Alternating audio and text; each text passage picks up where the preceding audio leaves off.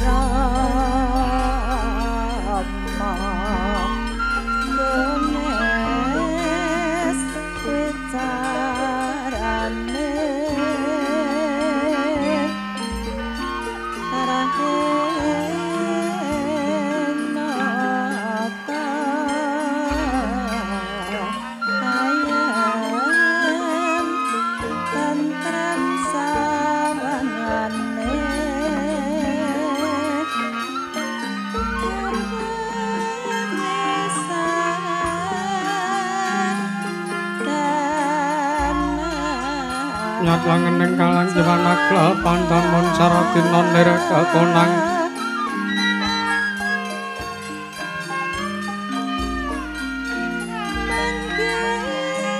surem sorotetan padang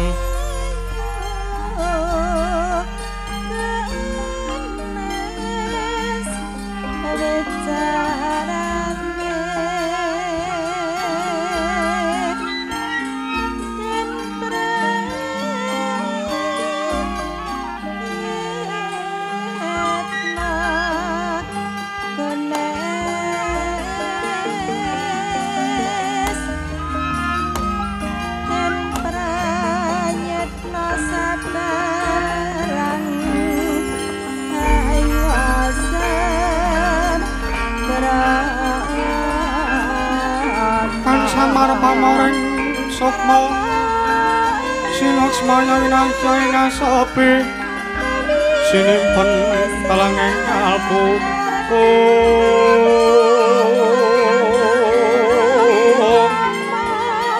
pambukaning warana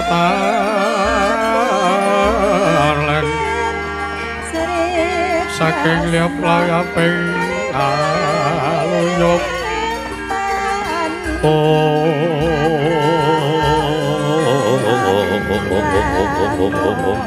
patut lan lamun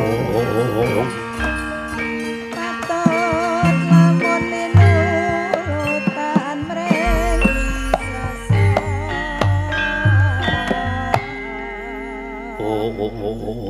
ilahi bilang awi guna mas Bromo Sidem awi guna mas Bromo Sidem silat meringbang jagat karono sirang tondo kawisisaning bisana sono sinawung langining mlebes tumakses tantun lambeng Buddha jinandara tutara kadula tetula-tulat mrirap teng paradya winisuda trengkang dinama-dama pinarti tameng laota manggiwata kapusananing gewuta tangrembeng melambang patumba-tumba marma panggung samurwaning kota Sidegjar dumadining wayang purwa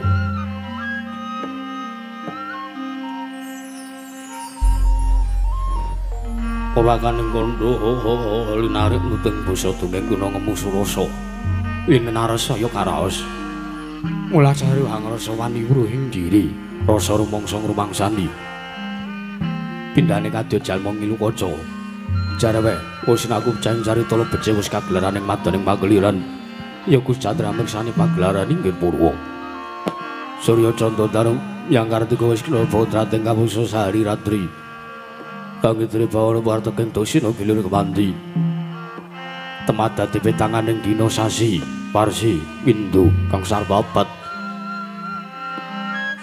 Tetung lantangkar temangkar sing rambut ya japating rembya dadi padang kutu-kutu alang atuga Bromoyo Bronono yang Brontoya dadi pranan jalan padang trawangan senari sanggang retnawi ingkang arsa murbawani jagat mungging jagat wetan tuk mungup-mungup mungging kalingan wukir abang merengang lamun kyayah dilat-dilat bumi saya tangu semuruk sangguang arko kata sebut bakaran kuring abawis mujenar kapur bawan sinari sangguang basonto tanam tukata niju royo-royo Kamangku gunung ingkang biru moyo-moyo pucing gunung melan kudanu kasil ning merapan sono lenggat lenggut nganti kaya gunung Makunda mega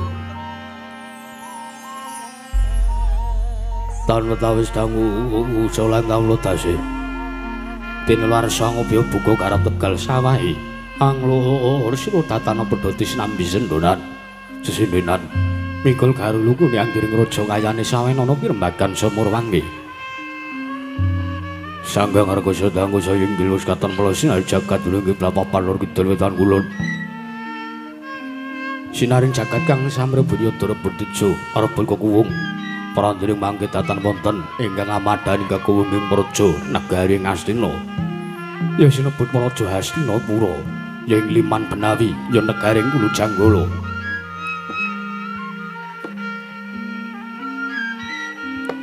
apan jari karo pambukaning kandha saraturing mangkin negari Ngastina dumadi saking pulo bebanjaran sinar sapandaya Benawiti ambil baik samudra binang langut kang tanpa pagut pegating maning kamantuk ulting Cakrawala mane-mane cakrek ing bewisik sawane iki neping jurang corong nepung sirung kinarya sing beksi lawit yang sarang burung wonten ugi pasisiran Tarsasana jembar kebekaning pasir gemlaring garis pinggir tanang tungang rembiyung rojo-rojo karang kitri royo-royon kelopo bumi subur pasir dan mawur satekat randur tangkar tumangkar kawriyan dadi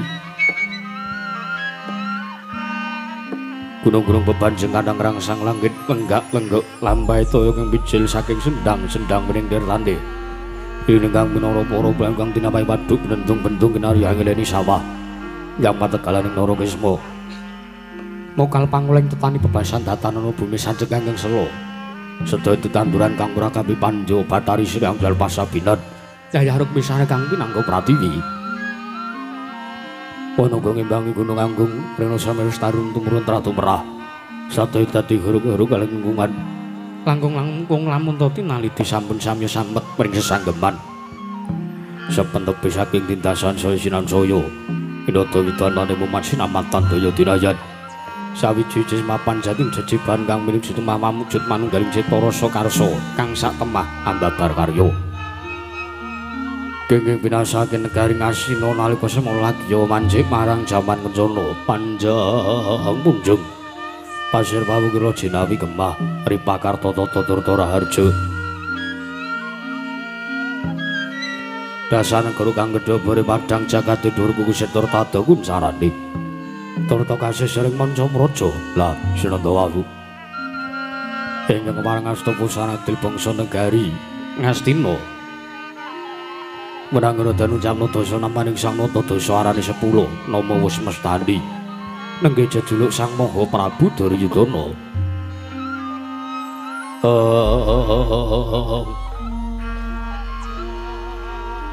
ya Sang Prabu Jaka Pitana ya Jaya Pitana ya Suyudana ya Kurupati ya Kurawendra ya Dastarastratmaja ya Kendari Suta ya Sang Bri Pamangsa ya menang jejuluk Sang Prabu Gandharya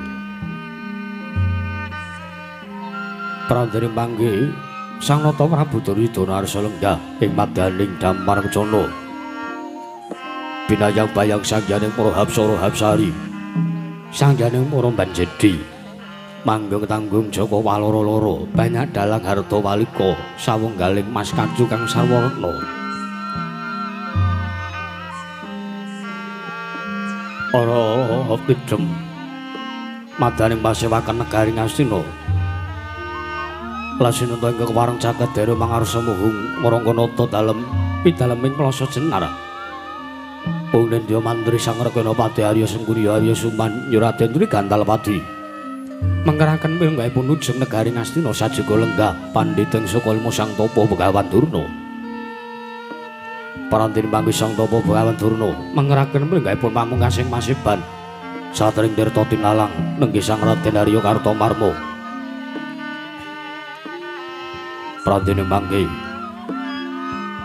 sangjaning para kawula samya ganteng pasisiran jejel riyel arapan pepet bibit para sasata topan denggol tatan persela labet sikathing mara sipeng jawi ambludak gendera ronte umbul-umbul kegitrangen danu yang mondling mangsa labu paya mekar mandi jamur paring mangsa rendung tombahe ngrangat kowe jatingaran mangsa ketiga Prantene mangke Sang Nata arsa paring dawuh satemah kawiyos sing mangandikan dhateng panglung Cilmandika ingkang dereng kawedharing lisan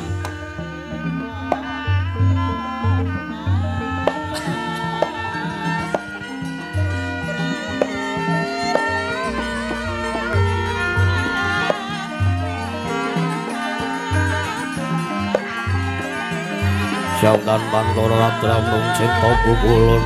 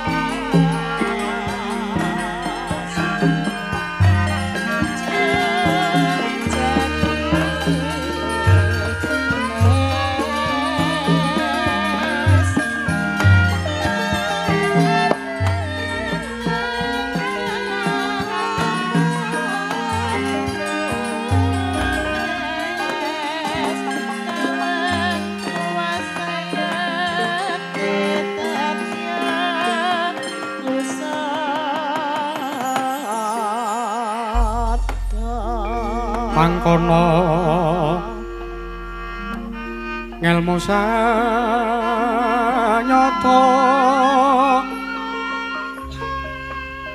sanyatane mong rasa ping ati bungah ngaran cuplo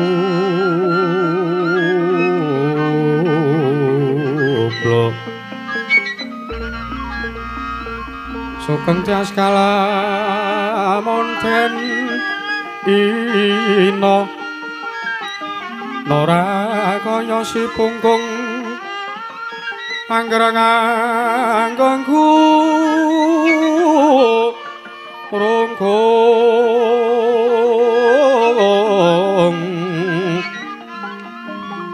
hukungan sadina-dina ngremehke padaning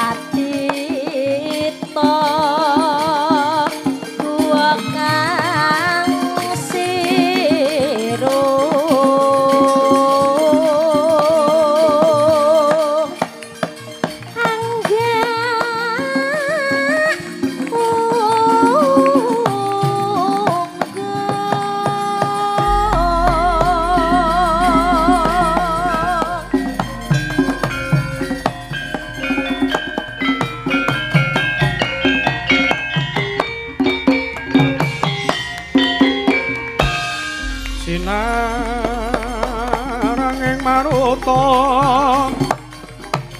tumaragang karangan gonggo mrunggo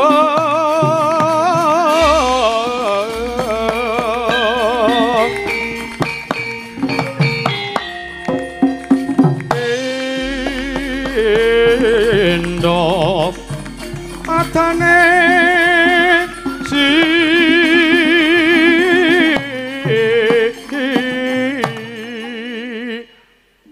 moto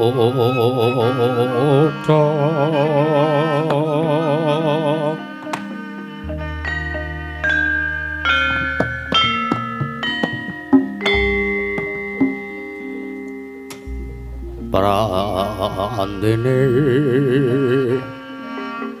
paksaku mati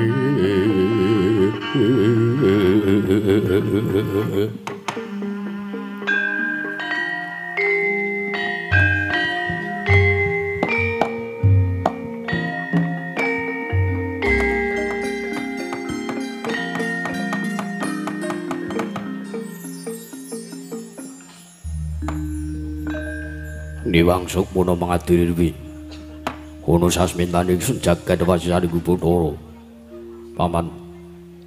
paman Pati Arya Sengguni ndadekno kaget pengendur si paman Pati Arya Sengguni sun biji padha kanthi raharja sarawing paman Plasa Jenar paman Pati Arya Sumban kawula ana ninggih nggih dewaji sesembahan kula pengayoman kula ing Madyapada pranting dolahan Gusti kula sanget Anggara Prabu Duryudana inggih anak Prabu Jaka Pitana samangke paduka miji dhumateng piswanipun ingkang paman kepatihan nggih kawuning ana sowan kula tebih saking Rubeda Araharja Basuki Yuwana cinaketna mring Karaharjan namung derengan sasampunipun sowan kula katimbalan dening Gusti kula sinuwun ngestina kepareng kula ngaturaken sembah sungkem pangabekti kula kunjuk sandhap padha paduka anak Prabu Duryudana anak Prabu Jaka Pitana sembahipun paman Arya Sengguni kula tampi dawah sami-sami batu langkung kaprayogakna lenggahe paman Arya Sengguni paman Plasa Jenar menapa ingkang sampun paduka dawaken lenggahipun ingkang paman kados dene mboten kirang prayoga nggih kula ngadhep wonten ngarsa paduka nggih kawula nun. Miwah Bawa Durna. pengayoman kula pupuh Penemban Sukalima pupuh Penemban Kumbayana sapanggih rawuh wonten Murja negari Ngastina padha kanthi basuki lan Kang Putra Ngastina ngaturaken pambagya raja puja pangestawi mugia kunjuk wonten ngarsa paduka pupuh Banduna pupuh Penemban Sukalima lole kenthos waru gembol manyar-manyar duk ning dungkul wana alas dadi wana kula naknan nadyan sawanipun ingkang bapa tinambi ing anak Prabu Duryudana kanthi ringan ayak yojan monggo kula mboten dikendangi mau nggih sampeyan ora joget kok kon ngendangi karepe pripun oh nah dalah Puja pangesta sampun katampi wonten ngarsanipun Kang Bapa ing Sukalima damel bombong tias ing manah ingkang paman ing Sukalima nggih. Mboten langkung kula ngaturaken salam taklim kula. Mugi kula katura wonten ngarsa paduka anak Prabu Duryudana. Hei, sampun kula tampi. Kaprayogan nulungaipun Bawa Durna. Sampun mboten kirang prayogi pisuhan kula nggih. Anak Angger Ngastina. Paman Haryo. Kula wonten timbalan nggih. Meski mawon damel tutandha pitaken salebeting manahipun Paman Darya lan sedaya ingkang sami rawuh teka kula ngawontenaken pasewakan monggo mboten nyuwanaken sangyaning para kawula dasih teges namung Ranganata Nayaka Hyang Punggawa piwanujug ingkang sakmangke nedya kula nglempaken wonten ing Datulaya Praja mesti kemawon samangke kakyan sutaning penggalih Paman Darya kawula ana ninggi mesti mawon dadosaken kagiat jernyatanipun rikala kula sowan wonten sakjawining pasewakan manahipun ingkang paman mriku kumesar kadya dene katutupan ron salomba pinanjering alun-alun kumiteran caruk maras pramila gandeng sakmangke kula sampun katimbalan sowan kula mbok bilih kepareng sakmangke tumunten kawedharna ing kathah nanging menawi wadi tumraping para kadang sitana awi sakmangke ingkang paman kanthi tumuju wonten ing madyaning kedaton apan catur netra kalaman kula nggih. Ingkang paman nedya nganglungaken jangga nilingaken karna mastuti sadatama. Dawuh pangandika paduka anak Prabu Duryudana. Oh, semanten ugi ingkang bapa ing Sukalima.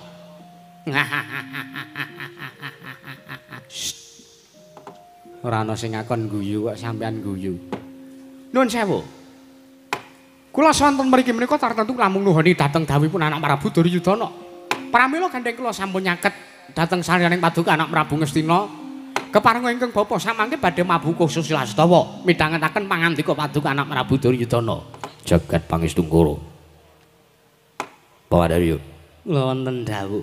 Bawa Kula wonten dawuh. Wontenipun kula ngawontenaken pasewakan ingkang namung seklimah piantun kemawon kula timbali. Kula mriku namung badhe matur lan paring bilih nembe kemawon kula nyurasa surasaning serat pustaka Weda Purwa ingkang papan dari wadungan pusaka negari Ngastina. Surasaning serat pustaka Weda Purwa samangke nerwacaken babagan jangkaning jagat inggih kepecahing perang donya ing kaping sekawan ingkang winastan perang gedhe Baratayuda. Bawan sumedhot rasaning atine Duryudana amargi nuwun sewu pun meh tumapak perang gedhe Baratayuda teka para Satagrawa dereng nyawisaken senopati agul-aguling perang bebedeng tinanggulange pabaratan ingkang putra kuwatir sumelang samadari manah lamun samangke ngantos kelampah Kurawa kawon lan samangke menawi Kurawa kawon tartentu badhe kecalan dhateng Kamukten pramila samangke ingkang kula badhe suni pamrayogi wajar tumrap manahipun Kang Putra Ngastina mboten sanes dawuh namung paduka Penemban Sukalima jenyatanipun paduka ingkang dados gurune wong perang pramila samangke kula suwun paring pamrayogi go vertikal wonten sanipun Kang Putra Ngastina. Oh lole kenthos waru gimbal manyar-manyar duk ning dungkul wana alas-alas dadi wana nuwun sewu nggih sareng kula taliti sareng kula gelar lan samangke kula midhangen pangandikanipun anak Prabu Duryudana ingkang paring dawuh bilih paduka anak Prabu Ngastina kuwatir ajrih sartanipun sumedhot jroning manah Kuwatir tiasing penggalih paduka anak Prabu Ngastina awit ajrih sakmangke menawi ngantos para sata Kurawa kawon nggih nyemengsah pun para Pandhawa. Iya. Nuwun sewu nggih. Menawi para sata Kurawa kepengin menang sartanipun kepengin unggul ning Mabaratan besok nglamun Titi Wanci kala mangsa wis nekani tumapaing perang gedhe Bratayuda ingkang nami perang suci Baratayuda menika. Mugi dados ning kawuningan menawi para sata Kurawa kepengin unggul ning Mabaratan kedah wonten setunggal srana ingkang dipun tempuh. Kudu ana salah siji srana ingkang kudu ditempuh. Nggih, Dejuni. Tumuli menapa ingkang dados syarat sarananipun Kakang Durna. Nuwun sewu. Menawi para sata Kurawa badhe kepengin unggul badhe ngawonaken dhumateng pun para Pandhawa menika. Inggih menika kedah mangertosi lan damel srana karingyanipun para Pandhawa. Monggo nuwun sewu Kakang. Pripun? Wonten mriki sing ngerti keringjane Pandhawa niku mung sampeyan. Merga sampeyan iki dadi gurune para Pandhawa, sampeyan ya dadi gurune para sata Kurawa. Pandhawa niku murid sampeyan. Sampeyan ya ngerti keringjane Kurawa. Nggih, kula ngertos. Lah nggih.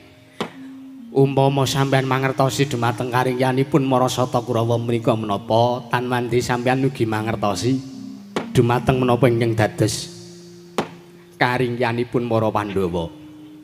Lah sakniki mangterangke Pandhawa niku keringyane nggon pundi supaya sak mangke para sata Kurawa ingkang temandang. Mangke riyen kula krungu Durmagati ngentut kaya ini. Durmagati ngentut. Nggih. Oh, kurang ajar. Paseban barang kok ngentut barang. Ih, pangestunipun Bapak Durna. Entut kok njaluk pangestu rasane. Nuwun sewu Depate, anak Prabu. Kados pundi? Kula jabaraken kemawon. Kula matur cekak aos kemawon. Niku wekdalipun namung dugi jam 2. Iya. Menawi badhe damel srana karingyanipun para Pandhawa. Menika mboten sadipun damel srana. Awit kula mangertosi Pandhawa menika ringkehipun mboten kanthi perkara dipun gitik tangkep jaja kantaran bau nanging pengapasinipun para Pandhawa utawi karingkiyane para Pandhawa menika menawi dipun lela-lela menawi dipun manuhara. Ngoten. Nggih. Teges para Pandhawa menika menawi dipun mungsuhi menawi para Pandhawa menika dipun merangi tartentu sakmangke Pandhawa saya le kuat, Pandhawa saya le kukuh bakuh, Pandhawa saya le kuat dadi samono. Kuat ya ora sanggo adi samono sampean iki senana. Ha iki kuat ngaten Depate. Nggih. Mekaten. Nggih. Dados Pandhawa menika ringkehipun apese Pandhawa menika menawi dipun nanggep sedulur menawi para Pandhawa dipun lela-lela, Pandhawa diman-iman, dimong, dimulyake, dikepenake. Nanging menawi mulyaken dumateng pun para Pandhawa tartentu Duryudana badhe kecalang kamukten. Mung sekedhik kok nggih. Serananipun mengke gampil kemawon. Pandhawa menika menawi manunggal dados tunggal, cacahe 5 inggih Pandhawa. Menika dadosaken sarana kuwatipun para Pandhawa. Pandhawa menika menawi nglumpuk dadi siji tartentu kukuh bakuh. Nanging serananipun menawi badhe damel sarana pengapesanipun para Pandhawa badhe damel kanthi sampe supados Pandhawa ringkeh. Menika para Pandhawa sakmangke dipun suwanaken setunggal-setunggal wonten negari Ngastina. Puntadewa disuwanke. Puntadewa mun sowan Pandhawa langsung Puntadewa langsung dipateni mawon. Jenyatanipun angel mijet wae nganti suwe banyu sinaring menawi badhe mejahi Puntadewa. Jenyatanipun menika menungsa ingkang lila legawa lair lan batin. Menawi jangkaning jagat mboten nudahaken bilih para Pandhawa lan Kurawa kedang nglampahi perang gedhe Bratayuda, tartentu Puntadewa menika nampik sartanipun mboten kersa, mboten purun nglampahi perang gedhe menika. Pramila kula simpulaken wonten mriki mboten wonten karti sampe kok menapa-napa dumateng pun Puntadewa menika. Jenyatanipun menika menungsa sing gampang dipateni. Sikringe dijabut mungkin rak mun mati Puntadewa menika. Sampeyan iki kok celemongan. Werkudara menika madinipun saking menawi dipun dawuhi supados tumindak menapa kemawon Werkudara menika purun. Werkudara menika menawi dipun lela-lela menawi dipun manuhara dilulu sartane diuja marang kamukten tartentu Werkudara mengke badhe kesuruh wonten margi ingkang klentu satemah modar klingsek mati. Pandhawa pun entek pun kelong loro. Ngaten Kakang Durna. Nggih, gampang Depate, jane gampang. Nggih. Terus Janaka Janaka menika keringanipun mung siji, wedokan menika. Janaka dipun beto wonten negari Ngastina, cepak Kelsi sing ayu-ayu. Sampean iki kok iki nang kedaton. Mboten kok perkara saru, mboten kok perkara mboten sopan menika mboten. Ning nuwun sewu, pancen menika karingganipun Janaka. Janaka menawi badhe dipun damel ringkih menika namung gampil kemawon. Golek wong wedok sing ayu ning pambegane jahat. Golek wong wedok sing ayu ning pambegane ala. Golek wong wedok sing untune bethek. Wah. Golek wong wedok sing ayu, golek wong wedok sing sugih. Ning janjane pambegane ala, nggadahi niat elek kalian pun Janaka. Sak mangke Janaka dipun suduk sarira. Dipun telikung saking wingking. Saking wingking nggih penak, arep nggih penak. Nggih. Kalian wong wedok menika? Nggih. Janaka mati. Mati mungsuh wong wedok. Nggih. Terus ngasut urip meneh. Mboten, wah sampean iki kok senengane ora. Sampean karo kula kalah 70.000 kok. Gleleng ora. Nggih, niku Janaka. Janaka, keringgane wong wedok. Nggih. Lajeng Nekula Sedewa. Menika bocah loro, menika bocah kembar. Wonten ingkang ngandhake, wonten ingkang sami ngondangaken. Bilih menungsa menika kembar. Kembar menika ragane loro ning nyawane dadi siji. Nggih. Dados Nekula Sedewa menika menawi dipun badhe dipun pejahi, mboten saged kok mejahi setunggal-setunggal. Mati niku kudu bareng. Ngaten. Mati kudu bareng. Gap ya kudu bareng. Serananipun kados pundi? Didu Kumba. Didu Kumba niku. Didu Kumba. Kumbakarna. Didu Kumba kok Kumbakarna. Didu Kumba niku didu sirah do sirah. Ngaten. Nggih. Dadi sirahe kula kali sirahe Sedewa mengke ditokke tuk ngoten. Kuwi nek pun kongslet kembar modar. Nggih Kakang Durnan. Nggih. Dadi arep mateni wong kembar menika gampil senanipun. Ning nuwun sewu nggih. Kados pundi? Pramila sampun kula aturaken menika kala wau namung salah satu giling pengapesan lan karingganipun para Pandhawa. Ha iki. Nanging mugi dados ning kamuningan. Samangke anggen kula badhe damel serana ringgipun para Pandhawa menika mboten kok serana nimbali langsung dumateng para Pandhawa menika nanging mboten. Nanging kula badhe utusan dumateng Serayan saking negari Ngastina. Iki anak murid kula Nalendra Yaksa sakmangke. Iki duka badhe sagah mejahi dumateng pun para Pandhawa. Pramila sakmangke kula nyuwun lilane munggal paduka anak Prabu Duryudana supados katimbalana anak murid kula buta loro menika. Anak Prabu Sikra kang bala tuwingal prangajama kang samya ngedali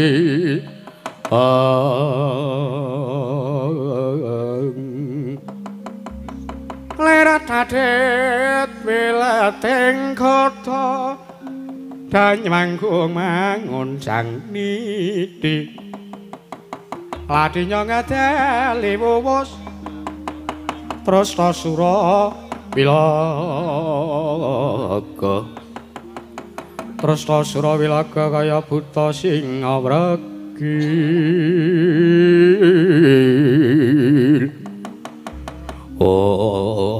Iki mau cengkok apa iki, Mang? Bilang alit Pak Bukas mana iki, Mang? Sampeyan ku aneh-aneh ora? Andari yo. Wonten dawuh.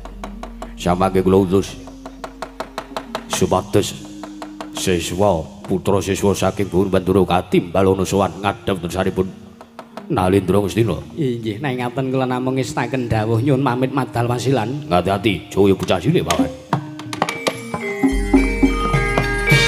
Ore budaya ning ati. Ore tuwa sajroning nagara.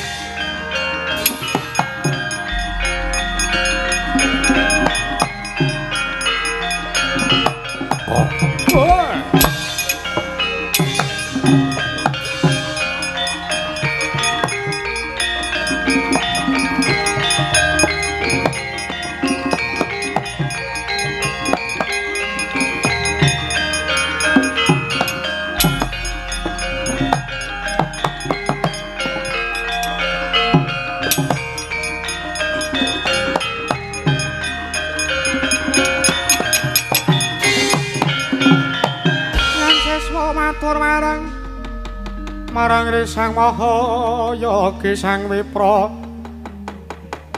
Kadiparan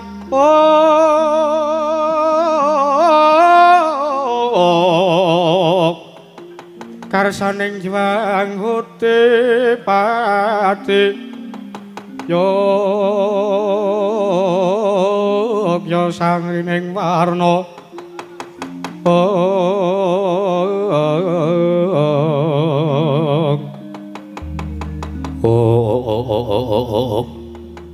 Ya jagat pangesungkur Bawaduna kula wonten dawuh menapa menika putra siswa Paduka nggih oh dasare wujute buta mau kudune raja Majapahit buta loro ming kaya tok ki mama mlaku wong loro wis kaya pengedram karo pendemung Yai munggah Ndatulaya nganti Ndatulayane oyak katimbalana nggih katimbalana Latri kangge merayogi nggih Kisana aja ngira ingsun tumampu yekti saweg bisa iki ingsun wani sira kuwi sapa lan saka tidanggamu Nurawin pasang kaliman tapi trepene ngledoni tumawing tawang towang linepat ning tolak manusinuwun Kece-kece wali kece satat setan wali kobra Bujleng iblis lanat padha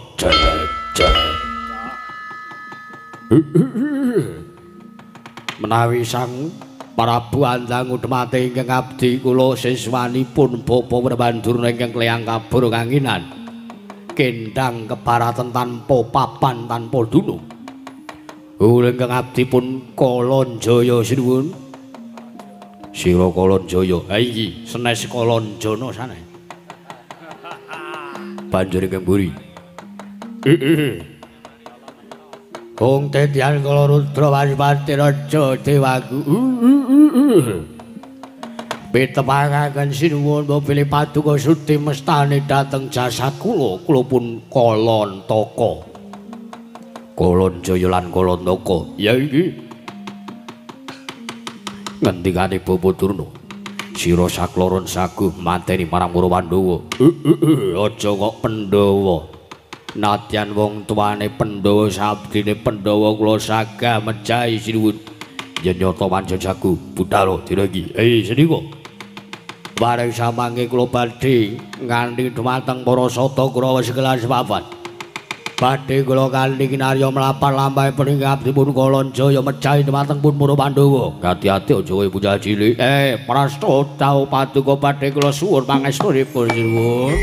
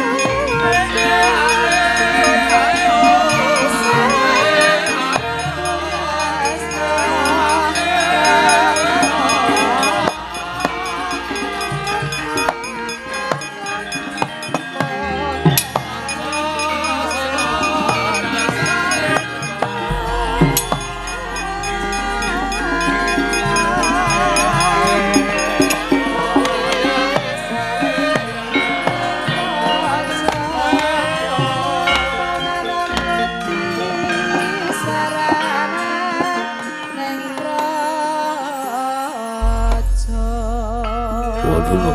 Kula wonten dawuh. Marem den manah kula sampun pajar. Awit nampi sabiyantunipun Kang putra siswa kekalih. Oh, lah dalah. Sinten sing mboten marem kalian Begawan Durna? Wong arep lairan men parake tenggen kula. Lair Keguguran. Wah. Jare kok gawe mareme wong. Sing marem malah mbokne ora kok anake. Sampeyan menika, Pak. Nuwun sewu, Ngger. Anggen kula utusan dhumateng siswa kula menika. Daya-daya namung badhe damel srana ringgipun para Pandhawa. Sampangke sami temandangipun kamula ingkang sampun kula dawuhaken. Kala wau sampun kula aturaken ing ngajeng. Bilih para Pandhawa kedah dipun timbali sewiji mbaka sawiji. Supados para Pandhawa saged ringkih, saged pisah kegiatanipun. isaken dawuh. Kula kinten kaya wis purna jejiban pasewakan Pamandarya. Kula wonten dawuh. Samangke supados nglempaken barisaning para Satagrawa kinarya mlapat tindakipun yaksa kalih Kalajaya lan Kalantaka. Ngestaken dawuh. Kemarin kula nyuwun pamit. Miwah buparo Kang Padha Sibu. Samangke ing senedya kuntur kedaton. Non ngestaken dawuh nggih. Kemarin kula nyuwun pamit madal pasilan. Ngati-ati aja kaya bocah cilik. Pamandarya. Purna gatin mananggilan. Arya sanata kundur kedaton sluk saking dampar jana knapit gambaran gading kadharaken sangjaning para banjedi manggung tanggung. Joko paloro-loro ingkang samya ngambil pacaring Prabon. Kawis tinggal tindak nyosang Sri Naranata. Lamun Janandra candrane pindha Jawata kang kairing widodara widodari.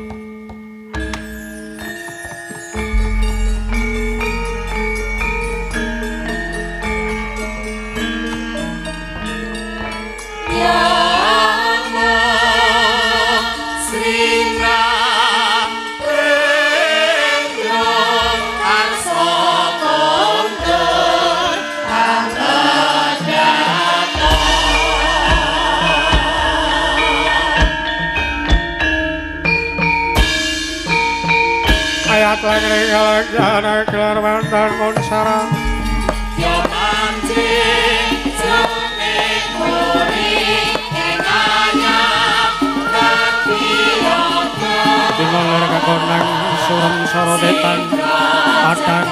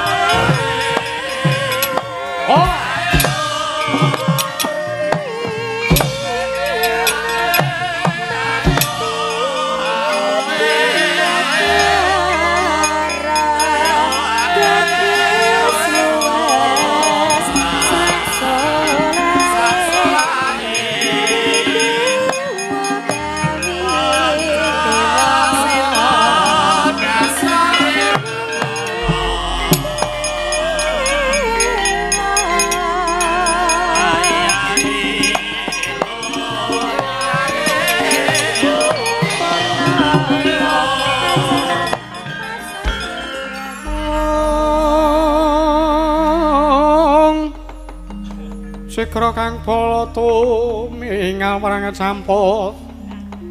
campo sangyo ngadali Nerta weloting kota Danyawangkung mangun sang nidi minjang sang aji mijil Aladinyo ngedali wos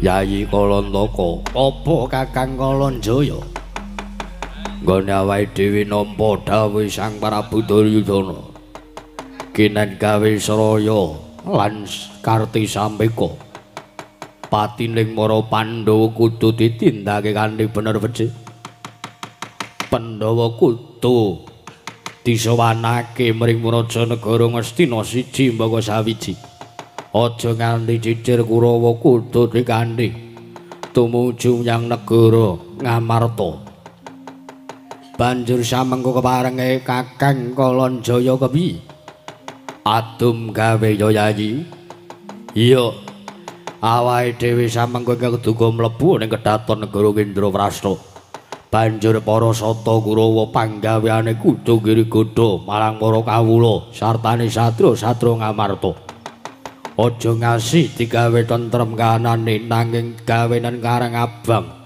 sartane biyuk ana bathang sayuta dening para sata Kurawa ya ngestake dawuh Kakang Kalanjaya banjur misa apa nggone para sata Kurawa lan awake dhewe budal ora ketang sambung apa cala lintang tumlayat akane budal dina samengko iki Yayi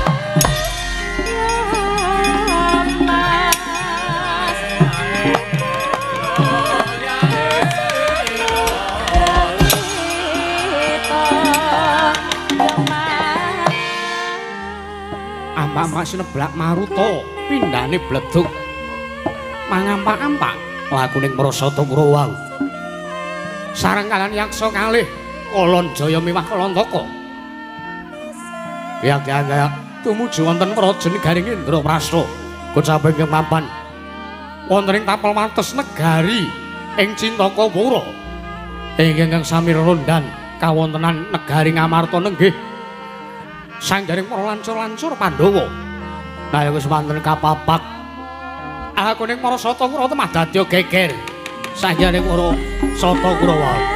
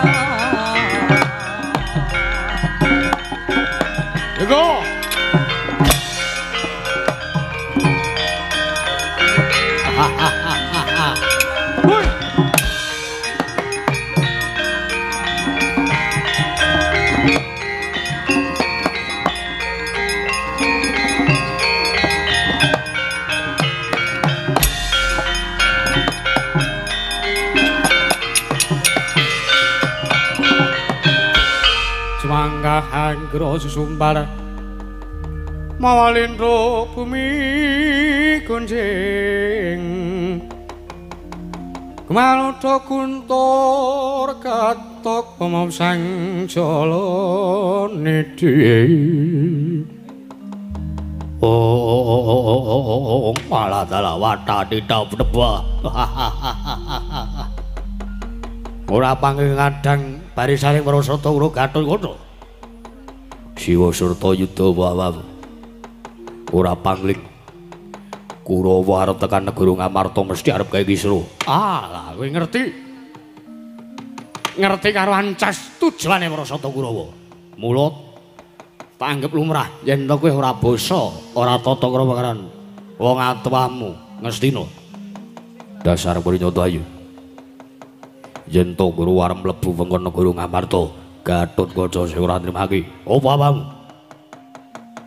Kena mlebu nang kudu nglangkahi. Satari kudu iso nugel janggane Gatotkaca. Babu Babarawa. Lena paing tepat data meningin marganing batimu sing lena prapteng lalis Siwa Surta Yuda.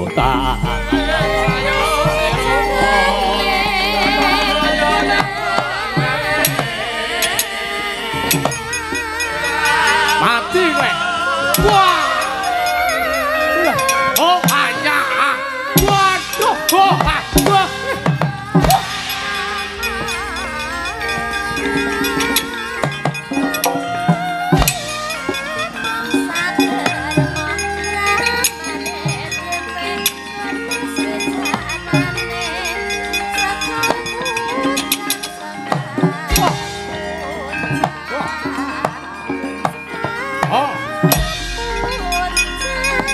Askre.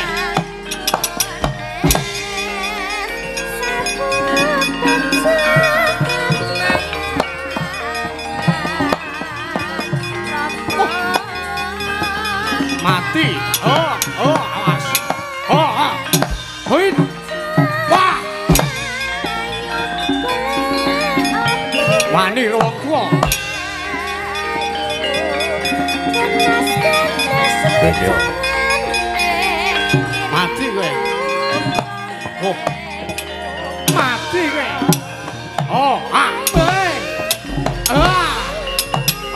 Ya. Sanggata kowe. Ana wong tuwa wani. Ya.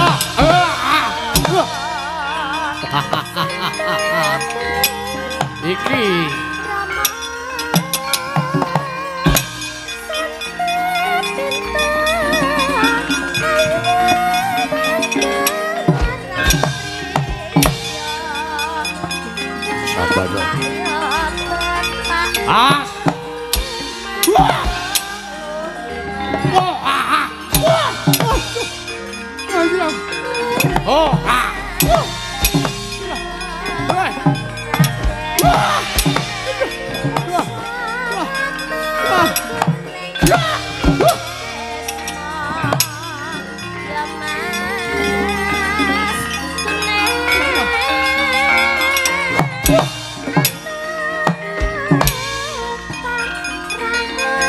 As.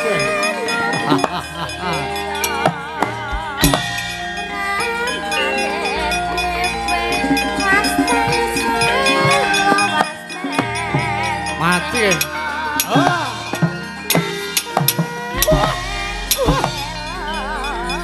Sababa.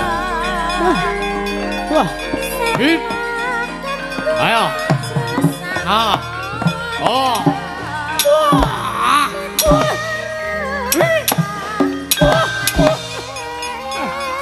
Mati aku. Ayah. Ya.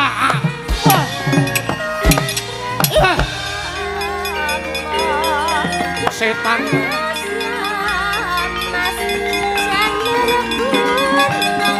Ora gelem medhot kowe.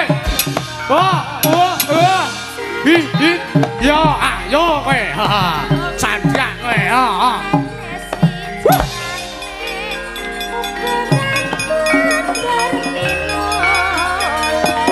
Sini meduna nek ngene.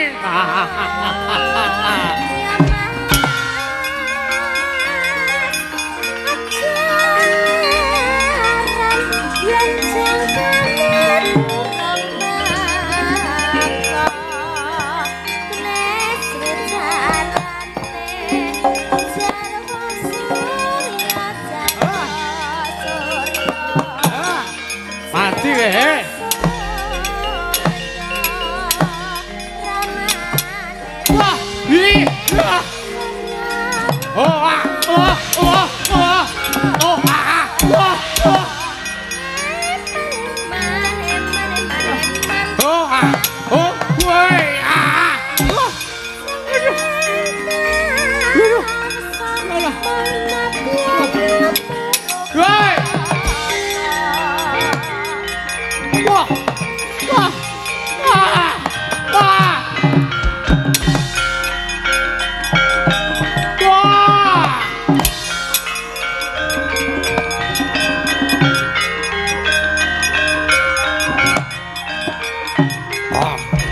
Kakang iki piye, Kang?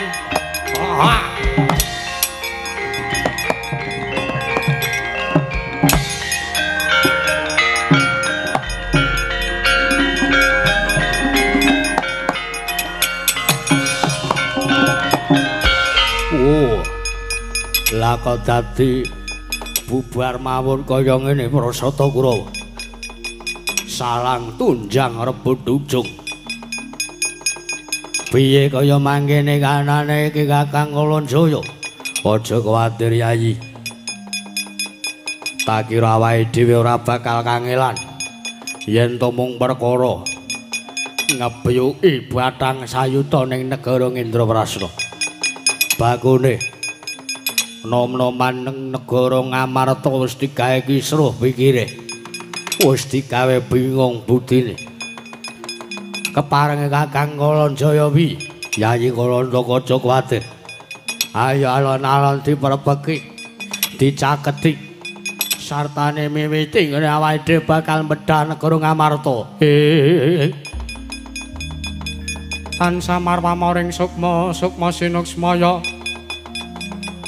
Winaya ing asepi.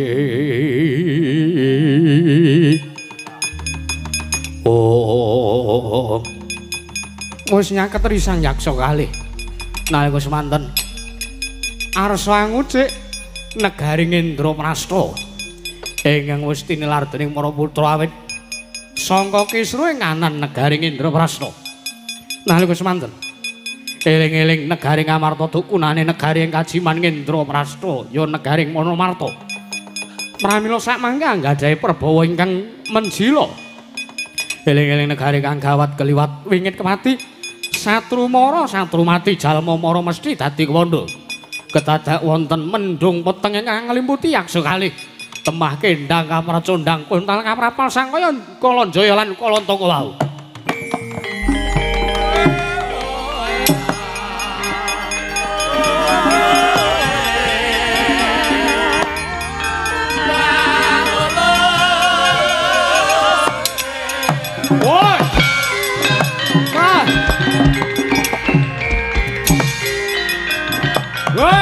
Apa ini?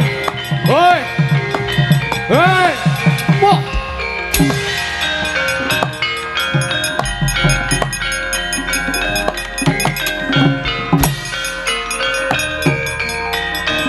Woi! Wah!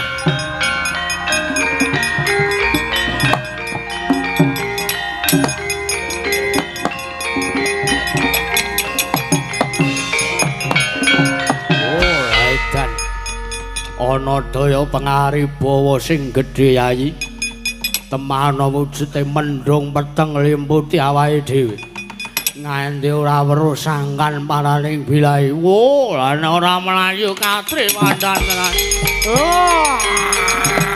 Wah, matane.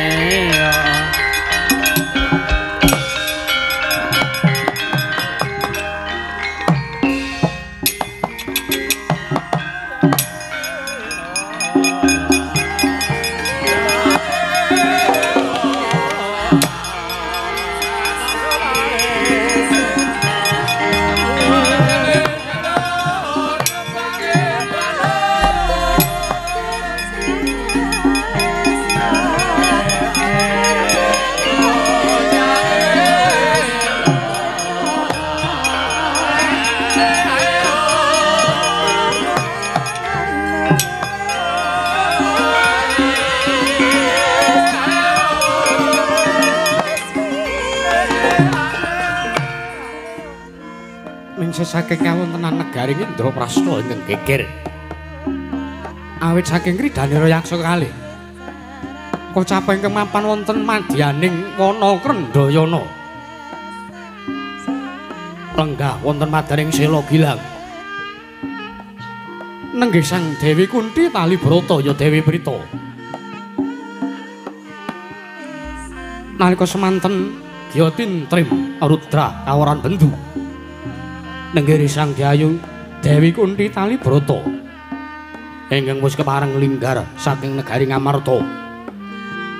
Ing cipta Sang Dewi Kunthi arsa ngupadi pepadanging ati kumarang Sang Rasma Winta adil tan bangkit pinambeng tan sanenutuh diri paran marga ingkang arsa tinempo mila milalu lampus yen to datan kasembadan apa kang sinedya tan ajrih angambah sonya pringgo amung antut tumampak ing padha krenteking nala saya ratri datan kendel nggih nyulumaksana supe dahar tanapi guling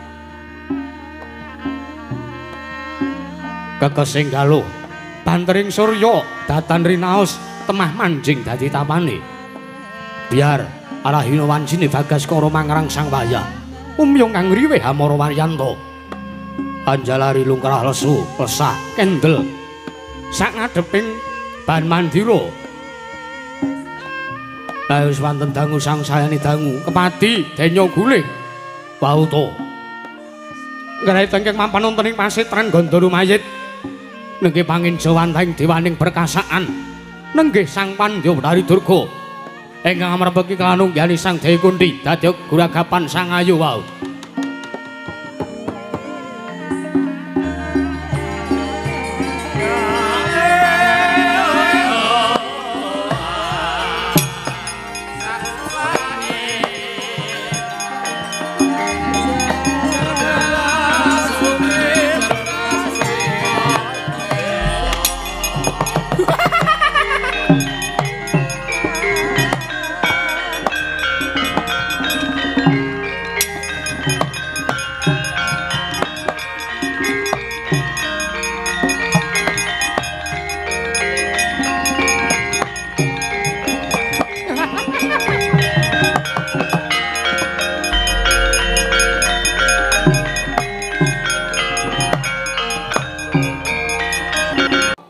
ingkang amuja sela gilang jinajaran randu alas cacah sanga kang sarta witing gurda kang jajar cacah sapta ana wigati apa Dewi Kunthi ana wigati apa sewu lepat aturipun Kunthi kula nyuwun pangapunten estunipun anggen kula mapan lenggah wonten ing sela gilang paelenggan paduka menika awit kula namung kepengin ngupadi wonten pundi pepajaring manah kula kukulun awit lair lan batos ikhlas manah kula Pandya Betari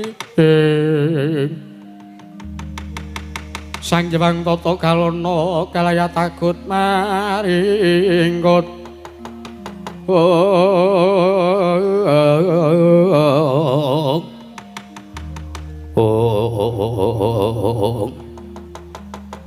Batu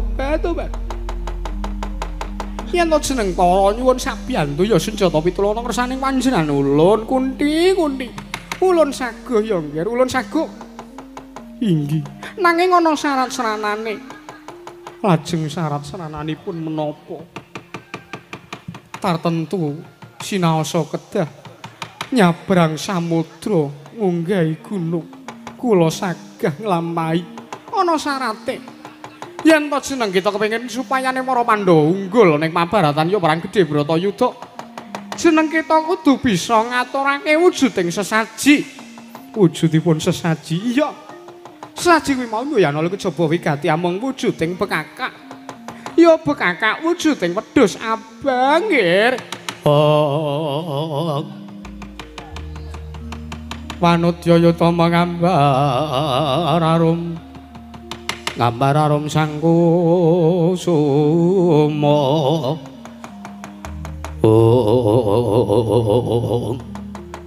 menawi namung wujudipun mindha abrit tartentu mboten badhe kawratan lan mboten badhe kangelan samangke kula badhe utusan dhumateng anak kula pun para Pandhawa kinarya ngupadi wonten pundi dunungipun wedhus abrit ingkang paduka pikajengaken batu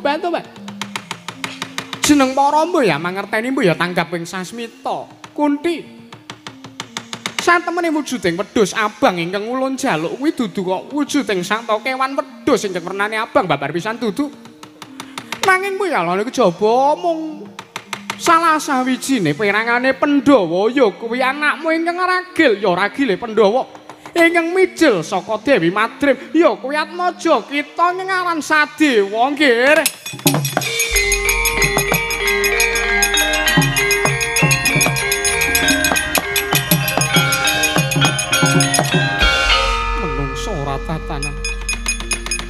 wujudmu dewa ning atimu tanpa beda kaya tadine pambegane iblis. Ora ana jamak lumrahe wong arep nggayuh kamukten kudu ancik-ancik marang kuwandane atmajaku dhewe. Ya senajan to sedewa ya ragil kaya ora mijil saka agar bale Dewi Kunthi. Nanging kae wis tak rengkuh, tak openi lan tak tresnani tanpa beda kaya anakku dhewe kaya Pandhawa liyane. Nanging kena ngopo Bedari Durga, Bedari Durga? Kowe iki wujudmu dewa nanging kowe ora kena dienggo patuladan. Taun ana windana aku ora bakal sudi ngupadi. Sartane aku ora bakal njaluk tulung marang Bathara.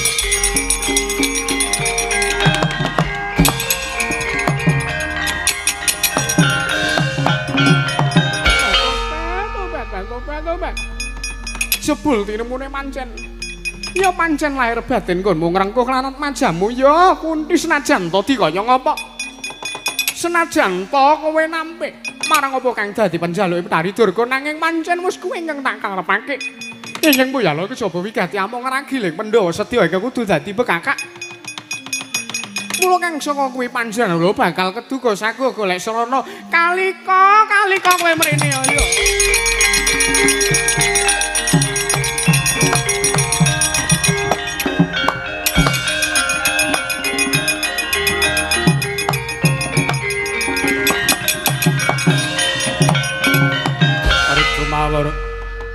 Mangamura-murwurahan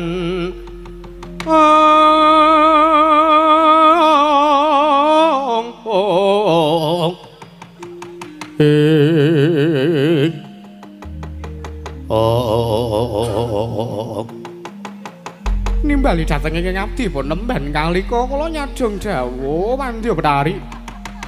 Aja kaget ya nggih nalika samengko ulun ingkang nimbali kelawan sowan kita. Inggih. Kemarin kula ngaturaken sembah bekti kula kunjuk Pandya Bedari.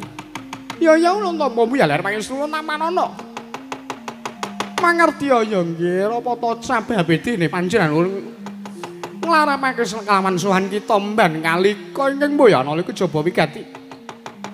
Jeneng kita mung bakal ulun utus nantani ulun dawuhi. Samengko supaya ning slupi sartane gawe pangreka daya kepiye carane supaya Kunthi samengko sago ngaturake kemandane Sadewa ana ngarsa ulun. Nek ngaten tetela dawuh paduka prasna samangke kula badhe nyuwun pamit. Ngati-ati aja kaya bocah cilik nggih nalika.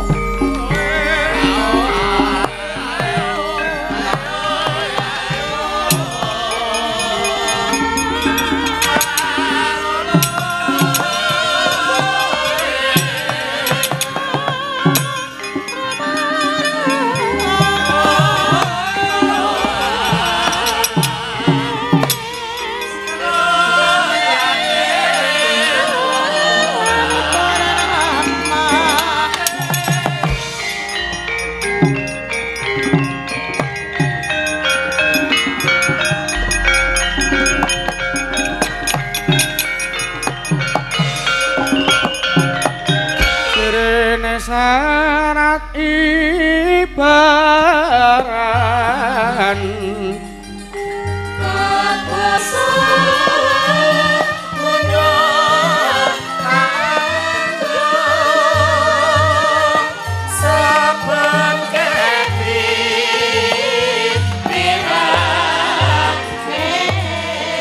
kaya layung pedanganing Sang Dewi Kunthi Kalibrata. Pebasan tumpuk matumpa-tumpa singkawan enggali. Awit saking anglese manah temah istis jroning Werdaya. Yen to bineleka sarirane sayekti datan kawijil gedhe sutetes. Awit saking gunging rasa panelongso rasa kaworan maras miris upama kanthi alus sarirane Anggogra kusika. Gogra tegese balung, kusika tegese kulit. Awit saking dangu ngenya datan ambuka miwah datan ngunjuk.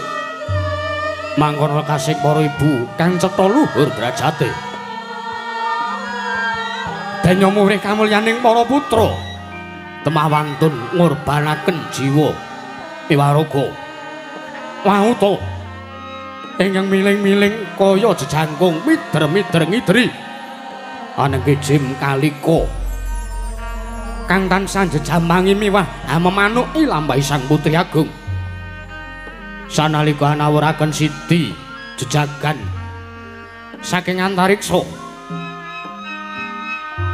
siti tegese lemah jejagan tegese jaratan nalika semanten kinepel kepel kinawurake ana pasundulaning sang Dewi Kunthi rinapalan rapal Begananda sami sakala kaya kena sirep sang Dewi Kunthi tali Brata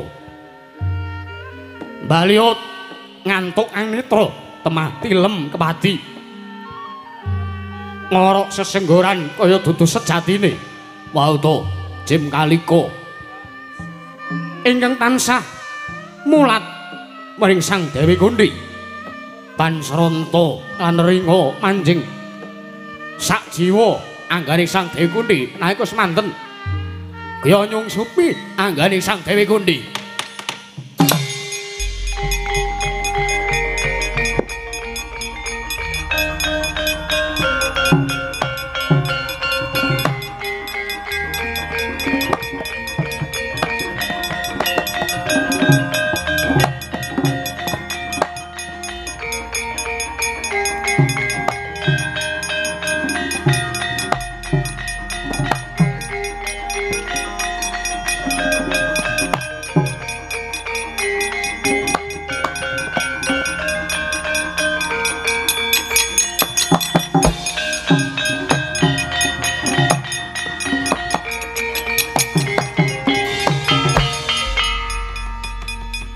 kira pancen bener dawing Pandya Betari Durga.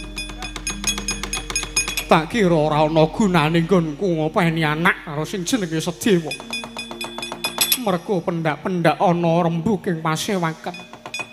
Sing tuwa-tuwa wis padha sarujuk ya mung Sedewa anake Madrip. Ingkang tansah nyentulani marang rembuke wong tuwa. Pandya Betari ora ganti gantaran dina ora nganti Surup Surya tak aturake mestakane anakku Ragil Pandhawa.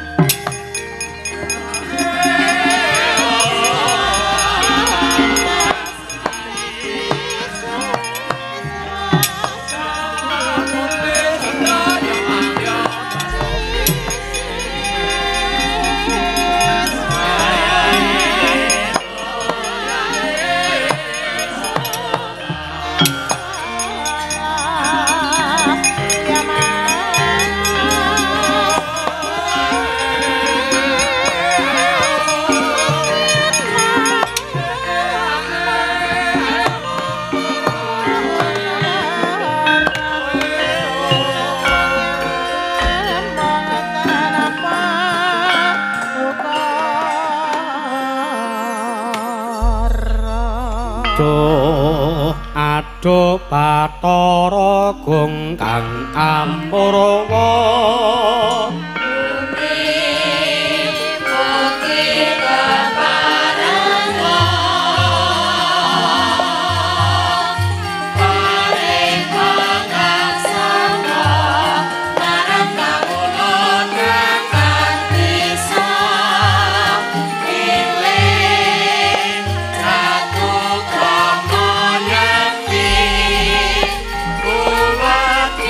Sonam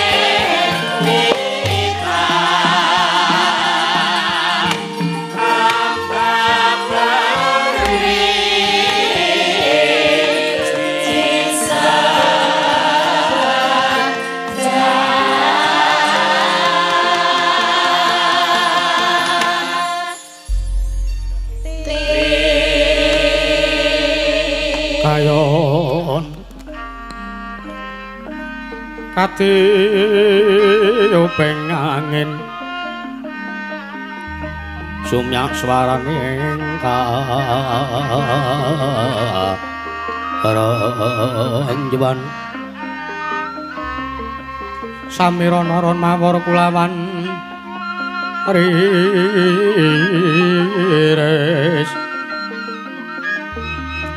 lumrang kantaning pos pita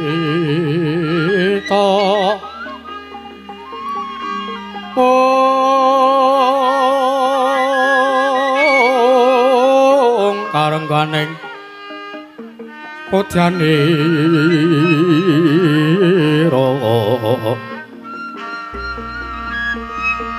sang deja waram brangang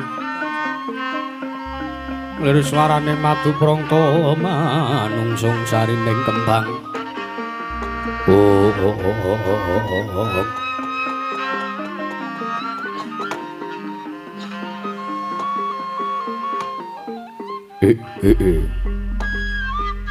Wong ilahing sekaring bawana langgeng lako teka dadi ora pati ndugamana beda kelawan padatan kang wis kelakon ora dan saben anakku wadon loro munggah ing percarabaan sukolan kowe Perdapa anakku Cahayu padha kanthi raharja sowanmu ngadhep ngersanipun Rama ing pertapan perang alas ya ana ngersaning ramamu Begawan Tambropeta nggih Soko lan Perdapa Munawit pasang kalimantabe dina bina nyela duni dumawing tawang tawang linepatno ing tolak manun nuwun mangke Kanjeng Rama. Kanjeng Rama Panembahan. Saya melepat naturipun ingkang putra pun Soko sak manggengken kula sowan minggat ing pacabaan wonten ing pertapan Marangalos Bapa Panembahan Bapa Dewan.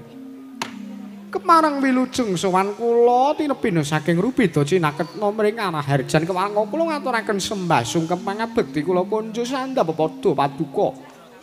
Kanjeng Rama Panembahan Tambropeta. Iya. Suka tak tampa lewat pangestune wong atuwamu wae Tampanana. Inggih sedika sampun kula tampi. Kula gegem dadosaken jimat ndayani marang kasantosan gesangipun ingkang putra pun Soko. Iya. Perdapa padha kanthi raharja nadyan yang putra pun Perdapa wilujeng sowan kula Kanjeng Rama. Kepareng kula ngaturaken sembah sungkem bekti kula kunjuk sandhap padha paduka. Ya Cahayu ayu sowan ngersane wong tuwa. Tatampa sembahmu Perdapa ora lewat pangestune bapak wae Tampanana. Sampun sanget anggen kawula mundi. Sabanjure apa to kang dadi wigatine Soko lan Perdapa dene samengko sowan ngabiyantara ing pecrabaan perang alas kene ana wigati apa sajak kaya-kaya ingkang anggonmu sowan kaya-kaya nganti mring masemon kowe gayuh apa nggih Cahayu Batu. Cetha samangke padu Kanjeng Rama Panembahan Tambropeta. Sampun ngawuni kaliyan sampun pirsa bilih sowan kula menika nggih gegayuhan. Mesti wae ngono. Aku iki jejere wong tuwa kudu bisa mangerteni marang kang dikarepake dening anak. Ora dadi matura. Inggih. Kanjeng Rama nuwun sewu.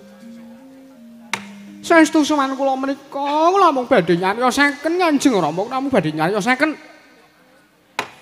bilih sampun wonten 3 ngari kapengker ingkang putra pun Soko menika ngimpi.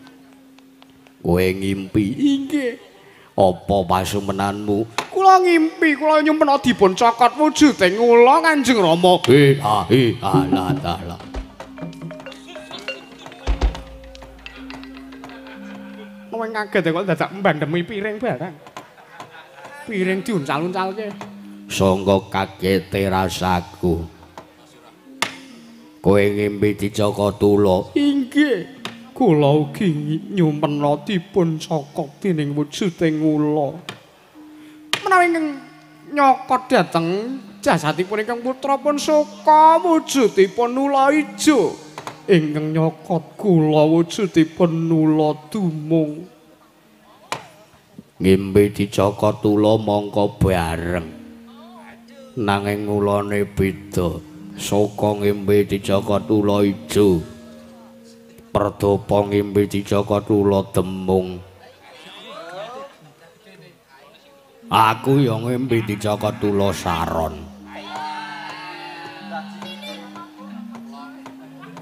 Panjenengan menika wonten-wonten kemawon nanging elokipun kawontenan Kanjeng Rama. Wujudipun ula ijo kula kipataken ula malik wujud. Salin wujud dados wujudipun ula sawa. Lho. Gedhe banget kuwi. Semanten ugi kula. Kula dumung kula kipataken malik rupa dados wujudipun ula Dagrama. Wela mbebayani. Mboten saking mriku. Wujudipun sakmangke ula kula kipataken nical wujuding ula dados wujuding ula sendhok. Semanten ugi kula. Ula kula kipataken dados wujudipun ula kathok.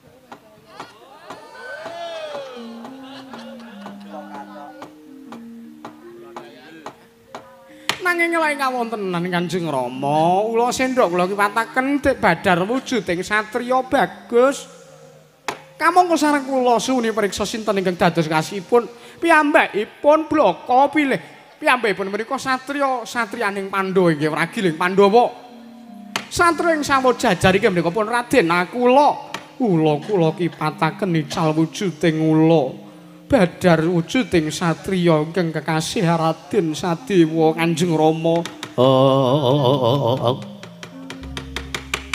Sang Hyang Tata galana kaya takut maringkut. Sionya kang mawingis-wingis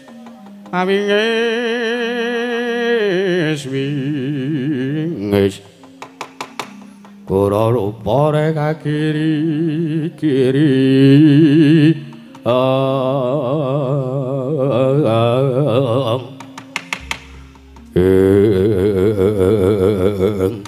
latala jebul reke ngrembug ger sukolan we Werdapa. Ora sandadak kowe bloko ning ngarepe wong tuamu, aku wis ngerti janjane kowe njaluk supayane kowe didhawuhake dening satriya kembar Ngamarta ingkang aran Raden Nakula lan Raden Sedewa. Betobat. Ora saniroke. Senengane kok kuwi laga-lagian kok ditiroke. Keduga sampe Kanjeng Rama sampun priksa menging dados legatan ning manah kula. Kanjeng Rama sampun wuninga menapa ingkang dados gegayuhan lan kegimbulaning manahipun ingkang putrapun Perdapa. Ngerti wae. Wong ngimpi dicaka tula kuwi werdine bakal cepak marang judune. Ya wis. Aku ora bakal duwe wenang supaya mambengi marang apa kang dadi kekarepanmu saka wadene Perdapa. Ya mung wanti-wantiku yen to sak mengko kowe cah loro ditampik tresnamu karo sing jeneng Raden Nakula lan Raden Sedewa. Oh, aja ngluputke marang wong tuamu. Nuwun sewu menapa samangke kinipun padu Kanjeng Rama Tambra peta sagang gayuhaken satru kalih menika. Ora mengko siki. Watak sing dadi watak saka anake Begawan Tambra peta kowe kudu bisa nglungguh opor bebek. Ayam kula nggih purun. Lho. Anak pendhita ki nek doyan le madang. Mula lemune ra jamak-jamak. Aja-aja engko Raden Nakula ya lemu. Mboten. Wonten masih menawi menika Raden Nakula menika mboten kok teges lemu, mboten kok teges kuru menika mboten sedengan. Oh iya. Kaya sing nyaron kae. Nek kae setanting kok kae. Batu-batu niku mawon. Lajeng sampeyan waduh sagung gayuhaken Raden aku lho. Kowe kudu bisa nglungguhi opor bebek teges kowe kudu bisa mentas awake dhewe. Ya jagaya kowe. Lho. Mentas awake dhewe teges mentas apa-apa iso ngrampungi perkaramu kanthi pribadi. Tanpa gandeng marang wong tuwa. Yen kowe gelem sartane kowe sagum budidaya ya mangkata upadinen dhewe rasa dadak konggonan karo wong tuamu. Bantu panjenengan ngaten. Kula nyuwun pamit Kanjeng Rama, kula nyuwun pamit. Hati-hati aja kaya dicaci.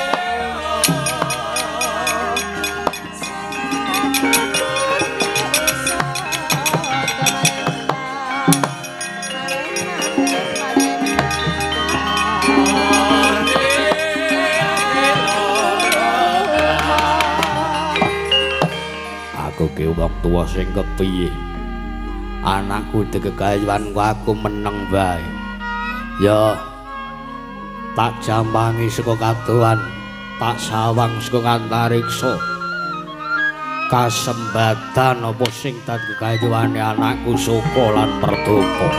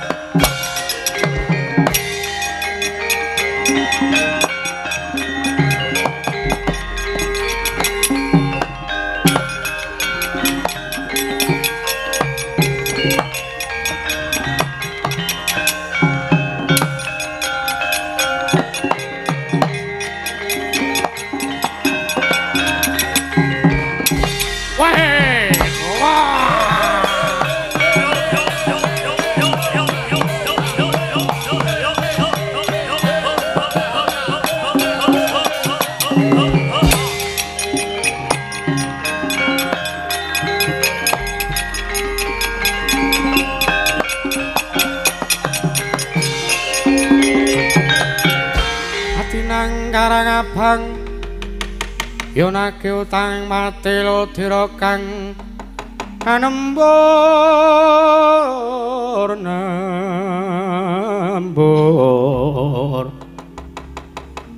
eka siji diwata manunggaling rasa gagak rimang muni bangun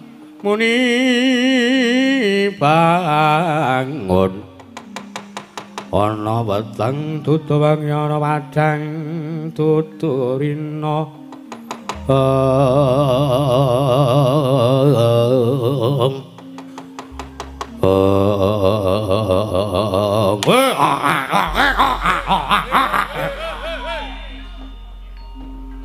Yayi Kalantaka apa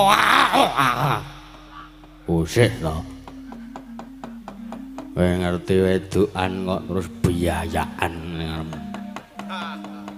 Wah, ayu banget. Nang tengah Lasgung liwang-liwung nemu wedokan. Gosek diteliting kok kek iki panjal maning demit. Oh, ora gagas. Awake dhewe padha-padha li demit. Umpama pancen kuwi demit. Tur narjanta wujude demit nek urung badar ya enak-enak wae. Wah, cangkemmu nyemelangi. Apa nyemelake? Cahayu mandeg. Atuh Banyayu Werdopo. Apa Mbak Yusaka?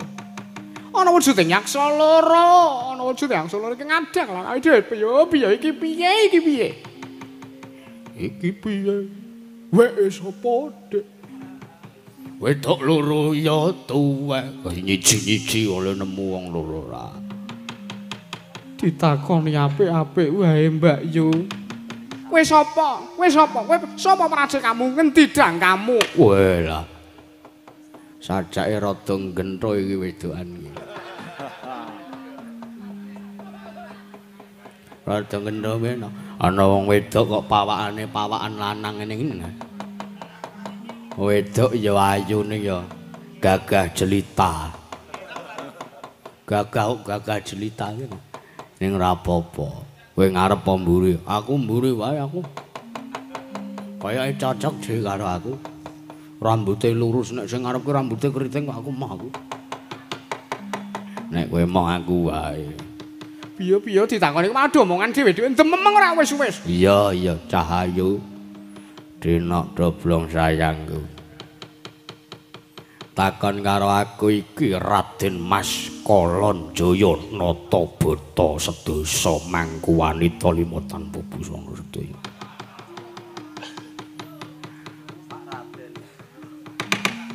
Kalonjaya. Raden. Wujudanmu buta kok ora nganggo Raden jijiki. Lho. Raden Kalonjaya, Pak Raden Kalonjaya. Iya. Sing mburi sapa? Aja terus birahi ngono kuwi to. Kowe iki kok alon-alon. Takon karo aku. Ya iki Pak Prabu Kalontaka. Pak Prabu Kalontaka. Iya. Kalonjaya lan Kalontaka. Iya, bener. Ora iki apa nyegat lan lakuku. Ora ngosik kowe sapa? Aku Soka. Sing mburi kuwi aku wae kowe. Bagi aku Sing mburi sapa Cahayu? Aku Pradapa, adine Mbak Ayu Soka. Wah, Kakang Adi Kang, pas Kang. Iya. Iki ngono apa pedutan sika Dul Malioboro? Ayo aneh-aneh ora. Dewi Soka lan Dewi Pradapa arep lumaku menyang endi? Tobat dudu perkaramu kowe nakokke wigatiku. Ingkang bangku tak jaluk aku pengen liwat dalan kene aja ngedang-dangi. Ora kena mbacut. Nek mbacut tak emplok. Ana syarate yen to kowe keduga arep kepengin liwat dalan kene. Syarate apa? Nadyan mati tak wujudi. Ora kok mati. Wah piye to? Penak kok mati iki piye? Matine ya engko. Ana syarate kowe kudu gelem ngladeni marang aku. Lan adhiku kowe sakloron kudu gelem ngladeni aku karo adhiku Kalontaka. Panodjaya tama ngambar arum sang kusuma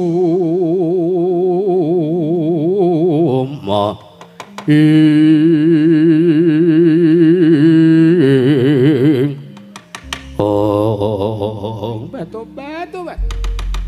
Paunana winten ora bakal sudi ngladeni nang dapurmu melane iso. Kowe kudu bisa nglangkai kuwandaku ya to keduga. Kowe kepengin tak ladeni. Wah, edan tenan. Piye apike kang kapake? Oh, kowe ora gelem ngladeni karo aku ruda paremeksa. Mlayu ya, mlayu.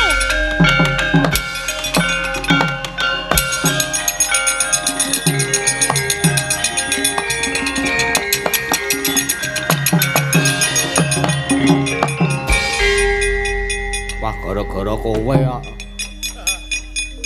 Ki ngono nek kowe ora cenanangan rak ya gelem kowe mau. Ngrong-ngrong atus lah. Oh lambemu ora. Terus piye iki diuyak kok piye? Oh aja.